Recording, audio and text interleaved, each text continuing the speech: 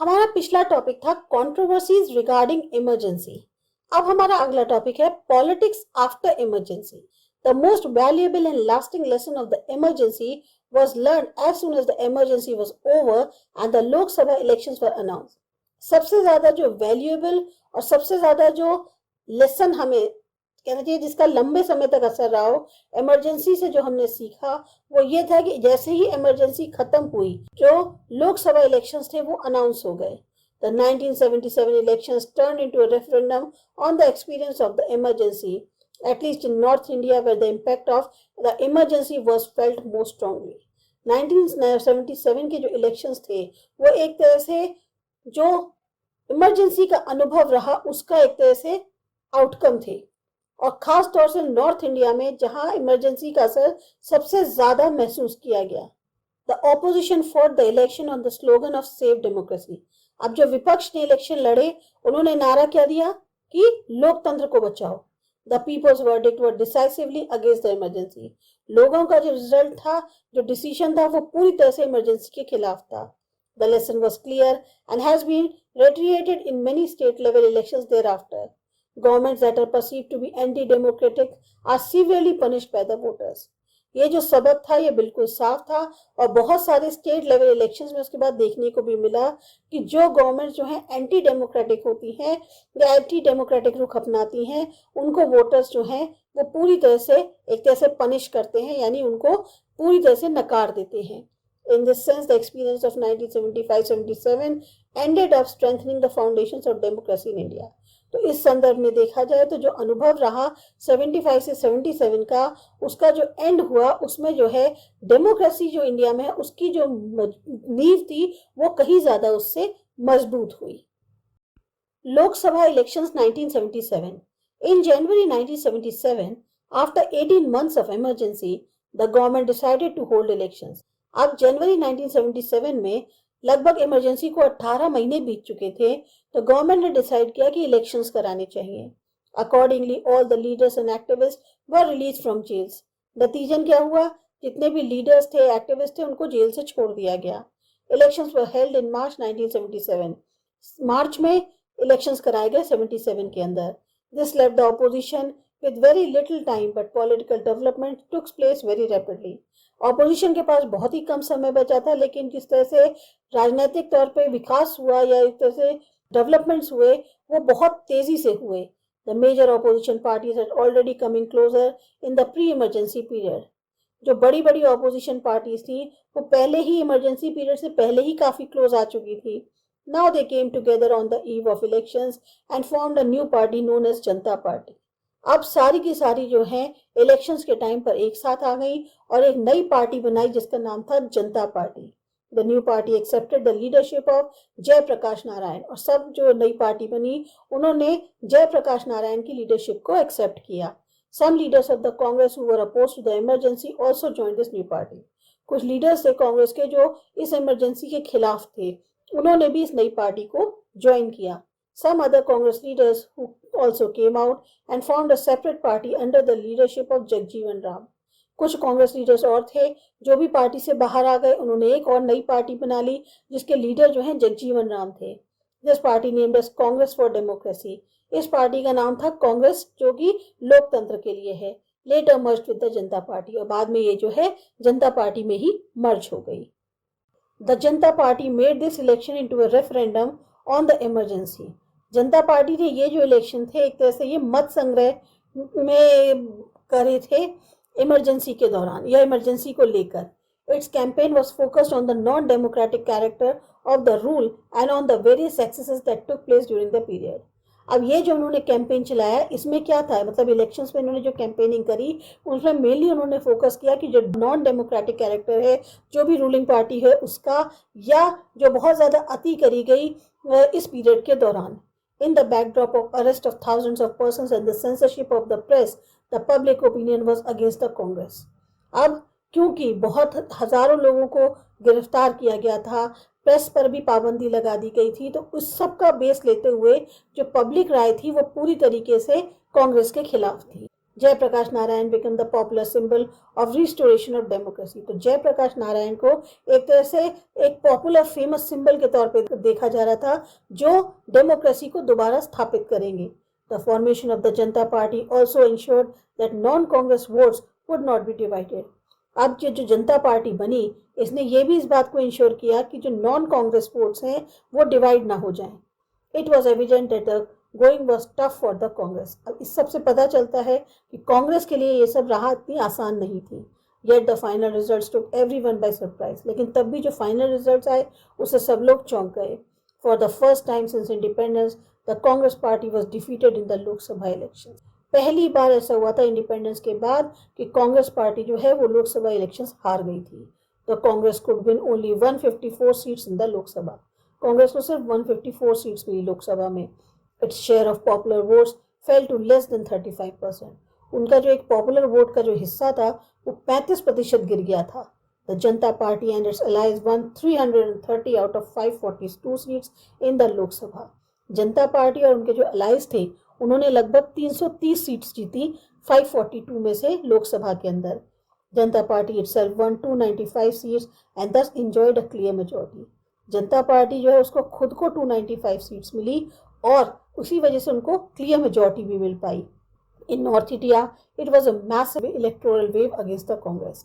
North India में तो पूरी तरह से जैसे कहते हैं ना वेव कांग्रेस के खिलाफ थी। The Congress loss in every constituency in Bihar, Uttar Pradesh, Delhi, Haryana and Punjab and could win only one seat each in Rajasthan and Madhya Pradesh। Congress जैसे कहें बुरी तरह हार रही थी, चाहे वो कोई भी कॉन्स्टिट्यूंसी हो, बिहार में, उत्तर प्रदेश में, दिल्ली, हरियाणा, पंजाब, कहीं पर भी सिर्फ उसको एक सीट मिल पाई राजस्थान में और मध्य प्रदेश में। Indira Gandhi was defeated from Raebareli as was her son Sanjay Gandhi from Amethi. तो इंदिरा गांधी जो है वो खुद भी रायबरेली से हार गई और उनके जो लड़के थे संजय गांधी वो भी अमेठी से हार गए। But if you look at the map showing the result of this election you will notice that Congress did not loss elections all over the country. अगर आपकी बुक में जो मैप दिया हुआ है उसमें अगर आप रिजल्ट देखो इलेक्शंस के तो आप जानोगे कि कांग्रेस ने जो है पूरी कंट्री में इलेक्शंस नहीं हारे थे। It retained many seats in Maharashtra, Gujarat and Orissa and virtually swept through the southern states. अभी भी उसको बहुत सारी सीट्स मिली थी महाराष्ट्र में, गुजरात में, उड़ीसा में, यहाँ तक कि साउथ की जो स्टेट्स हैं वहां पर भी। There are many reasons for this. अब इसके भी बहुत कारण थे। To begin with the impact of emergency was not felt equally in all the states. Emergency का जो असर था वो सब स्टेट्स में देखने को नहीं मिला बराबर का। The forced relocation and displacements, the forced sterilisations mostly concentrated in the northern states.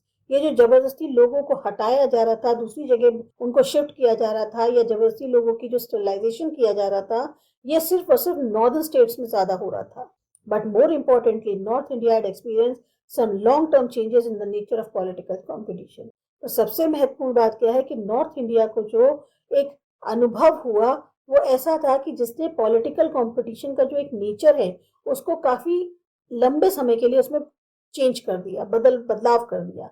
The middle caste from the North India were beginning to move away from the Congress and the Janata Party became a platform for many of these sections to come together। जो middle caste के थे north India के अब वो कांग्रेस से दूर हो रहे थे और जनता पार्टी को प्लेटफॉर्म मिल रहा था जहां पर बहुत सारे सेक्शंस जो हैं वो इसके साथ आ रहे थे। In this sense the elections of 1977 were not merely about the emergency. तो एक तरह से देखा जाए जो इलेक्शंस थे 1977 के वो खाली इमरजेंसी के ही को लेकर नहीं थे। जनता government, the Janata party government that came to power after 1977 elections was far from cohesive। Janata party की जो सरकार थी जो कि पावर में आई 77 के बाद इलेक्शंस में वो जो है बहुत दूर थी इस जोड़ तोड़ से। After the election there was a stiff competition among 3 leaders for the post of prime minister. Election के बाद जो है बहुत तगड़ा कंपटीशन हो रहा था 3 लीडर्स के बीच में प्राइम मिनिस्टर की पोस्ट को लेकर। Morarji Desai, who was the rival to Indira Gandhi ever since 1966-67, Charan Singh, leader of the Bharatiya Lok Dal and a farmers leader from UP, and Jagjeevan Ram। तो 3 लोग थे जिनके बीच में tough competition था। मोरारजी देसाई पहले से ही इंदिरा गांधी के विरोधी रहे थे, मतलब एक तरह से वो भी प्राइम मिनिस्टर बनना चाहते थे। 66-67 से बात हो रही थी ये। चरण सिंह जो हैं वो लीडर थे भारतीय लोक दल के और फार्मर लीडर भी थे यूपी से। तीसरे थे Jagjivan Ram. who had a vast experience as senior minister in the Congress government. इनके पास बहुत ज़्यादा अनुभव था, ये एक सीनियर मिनिस्टर थे कांग्रेस गवर्नमेंट में. Eventually, Morarji Desai became the prime minister, but that did not bring the power struggle within the party to an end. अब फिर finally Morarji Desai prime minister बने, लेकिन इससे भी जो पावर स्ट्रगल चल रहा था पार्टी के अंदर वो खत्म नहीं हुआ. The opposition to emergency could keep the Janata party together only for a while. Emergency का जो विरोध था उसकी वजह से जनता पार्टी जो है वो कुछ समय के लिए ही एक साथ रह पाई. Its critics felt that the Janata party lacked direction, leadership and a common program. अब उसके आलोचक ये मानते हैं कि जो जनता पार्टी थी उसमें डायरेक्शन की, लीडरशिप की और एक कॉमन प्रोग्राम की कमी थी. The Janata party government could not bring out a fundamental change in policies from those pursued by the Congress. अब जनता पार्टी की जो गवर्नमेंट थी वो बहुत ज़्यादा बदलाव नहीं कर पाई नीतियों में जो जैसी कि कांग्रेस चला रही थी उसके लिए. The Janata party split and the government which was led by Morarji Desai lost its majority in less than 18 months. Janata party टूट गई और जो गवर्नमेंट मोरारजी देसाई की मतलब चला रहे थे उसकी मेजॉरिटी जो है वो हार गए और उनकी गवर्नमेंट जो है गिर गई 18 महीनों से भी कम के वक्त में. Another government headed by Charan Singh was formed on the assurance of the support of the Congress party. अब दूसरी गवर्नमेंट जो बनी उसके जो हेड थे वो चरण सिंह थे और उनको जो है कांग्रेस पार्टी का सपोर्ट मिला. इसी कंडीशन पर वो बनी. But the Congress party later decided to withdraw its support with the result that the Charan Singh government could remain in power for just about 4 months. पर बाद में क्या हुआ, कांग्रेस पार्टी ने डिसाइड किया कि वो अपना सपोर्ट वापस ले रही है. नतीजा क्या हुआ कि चरण सिंह की गवर्नमेंट जो है सिर्फ सत्ता में 4 महीने के लिए रह पाई. Fresh Lok Sabha elections were held in January 1980, in which Janata Party suffered a comprehensive defeat, especially in North India, where it had swept the polls in 1977. अब फिर दोबारा लोकसभा इलेक्शंस जब हुए जनवरी 1980 में तो जनता पार्टी को बहुत ज़्यादा हार देखनी पड़ी, खासतौर से नॉर्थ इंडिया में जहां पिछले 1977 इलेक्शंस में उसको क्लियर मेजॉरिटी मिली थी. Congress party led by Indira Gandhi nearly repeated it's great victory in 1971. अब कांग्रेस पार्टी जिसमें इंदिरा गांधी उनकी हेड थी, अभी उनको दोबारा से विक्ट्री उतनी ही मिल गई जितनी 1971 में मिली थी. It won 353 seats and came back to power. अब इन्होंने 353 सीट्स जीती और फिर दोबारा पावर में आ गए. The experience of 77-79 taught another lesson in democratic politics. अब ये जो अनुभव हुआ 77-79 का, इसने एक और लेसन सिखाया है डेमोक्रेटिक पॉलिटिक्स के अंदर. Governments that are seen to be unstable and quarrelsome are severely punished by the voters. वो गवर्नमेंट्स जो कि अस्थिर होती हैं, थोड़ी सी वैसी लड़ाई झगड़े वाली होती हैं, उसको जो है वोटर्स ज़्यादातर खूब अच्छा पनिशमेंट देते हैं कि उनको हरा देते हैं. Legacy. But it was only a case of return of Indira Gandhi. अब ये क्या था, खाली ये बस इतना ही था कि इंदिरा गांधी दोबारा वापस आ गई. Between the elections of 77 and 80 the party system has change dramatically. अब ये जो इलेक्शंस हुए थे 77 और 80 के बीच में, इसमें जो बीच का जो टाइम पीरियड था इसमें पार्टी सिस्टम में बहुत ज़्यादा बदलाव हुए थे. Since 1969, the Congress Party had started shedding its character as an umbrella party which accommodated leaders and workers of different ideological dispensations and viewpoints. 1967-69 में क्या होता था कि कांग्रेस पार्टी ने जो है एक तरह से अपना एक कैसा कैरेक्टर बना लिया था जैसे कि वो एक अम्ब्रेला पार्टी है जिसमें कोई भी लीडर हो, वर्कर हो, जिसकी विचारधारा अलग हो, मत अलग हो, उसको वो शामिल कर लेती थी. The Congress Party now identified itself with a particular ideology, claiming to be the only socialist and pro-poor party. पर अब कांग्रेस पार्टी ने अपनी जो पहचान थी वो एक खास विचारधारा से जो है बनाई, जिसमें उसने कहा कि वही एक अकेली सोशलिस्ट और प्रो पुअर पार्टी है, यानी गरीबी कम करने वाली पार्टी है. Thus, with the early 1970s, the Congress political success depended on attracting people on the basis of sharp social and ideological divisions and the appeal of one leader, Indira Gandhi. तो जो शुरुआत में थे 1970s के, कांग्रेस का जो political एक तरह से सक्सेस है वो पूरी तरह से निर्भर करता है कि उन्होंने जो है लोगों को अपनी तरफ आकर्षित किया जो उनके सोशल और आइडियोलॉजिकल डिवीजन थे उसके आधार पर और एक नेता के अपील पर, यानी इंदिरा गांधी की. With the change in the nature of the Congress party, other opposition parties relied more and more on what is known as Indian politics as non-Congressism. अब जहां कांग्रेस पार्टी ने अपने नेचर में बदलाव किया, वहीं जो ऑपोजिशन पार्टी थी वो पूरी तरह से निर्भर हो रही थी इंडियन पॉलिटिक्स जो कहा जाता है नॉन कांग्रेसिज्म, कि कांग्रेस को हटाना है। They also realise the need to avoid division of non Congress votes in the election. उनको इस बात का भी एहसास था कि नॉन कांग्रेस वोट्स जो हैं वो ना बढ़ जाएं, इसको अवॉइड करना पड़ेगा इलेक्शन में। This factor played a major role in the elections of 1977, और इसी फैक्टर ने बहुत इंपॉर्टेंट रोल प्ले किया था जो इलेक्शंस हुए थे 1977 के उसके अंदर। In an indirect manner, the issue of welfare of the backward caste also began to dominate politics since 1977. 1977 से इनडायरेक्ट तरीके से जो एक मुद्दा था कि जो पिछड़ी जातियां हैं उनके भलाई के लिए प्रोग्राम होने चाहिए या उनकी भलाई होनी चाहिए, ये भी एक बहुत अहम मुद्दा बन गया 77 के बाद से। As we saw above, the result of 77 elections were at least partly due to a shift among the backward castes of North India. हमने देखा कि जो रिजल्ट्स आए 97 इलेक्शंस के, 77 इलेक्शंस के, वो किस वजह से थे, क्योंकि एक शिफ्ट सा आया था जो बैकवर्ड कास्ट थी नॉर्थ इंडिया की उनके बीच में। Following the Lok Sabha elections, many states also held assembly elections in 1977। Lok Sabha elections के साथ साथ बहुत स्टेट्स में असेंबली इलेक्शंस भी हुए थे 77 में। Again, the northern states elected non-Congress governments in which the leaders of the backward caste played an important role.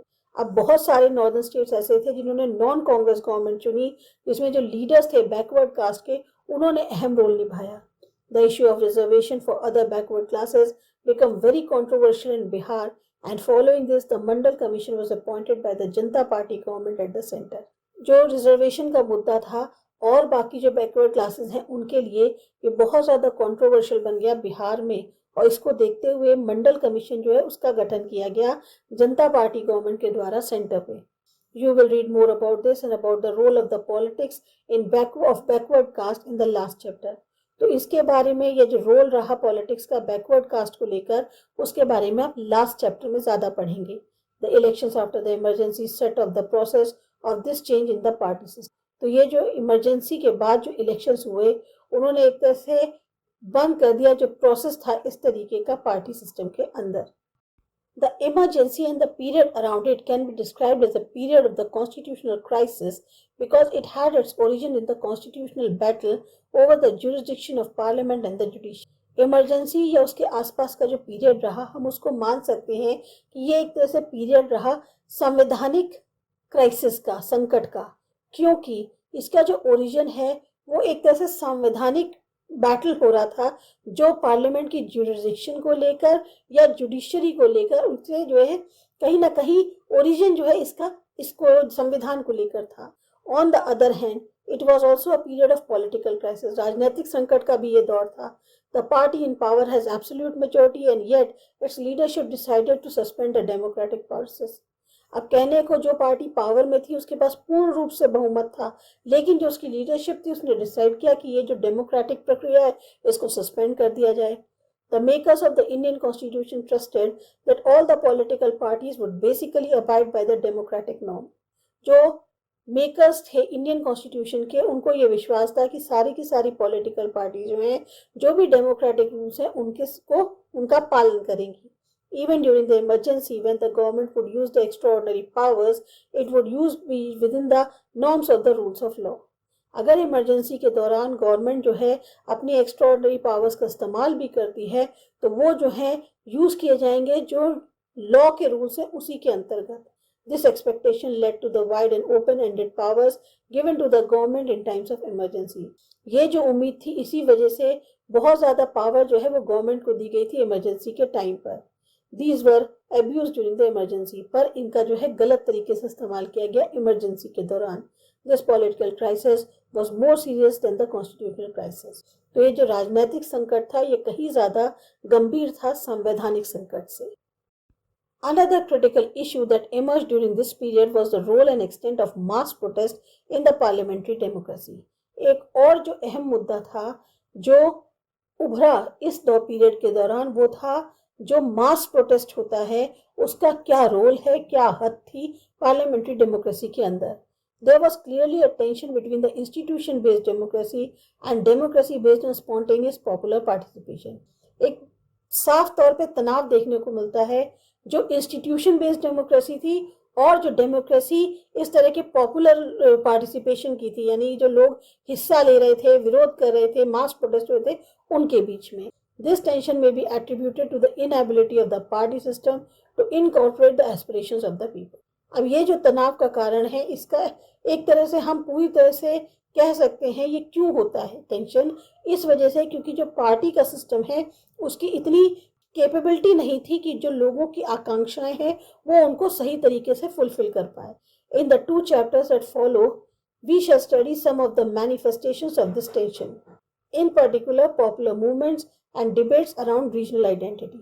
अब जो चैप्टर्स आगे आएंगे उसमें हम जानेंगे कि ये जो टेंशन है इनकी अभिव्यक्ति के बारे में, खास तौर से जो पॉपुलर मूवमेंट हुए या डिबेट्स हुई रीजनल आइडेंटिटी को लेकर। तो ये था आपका चैप्टर। आपको अच्छा लगा, समझ में आया?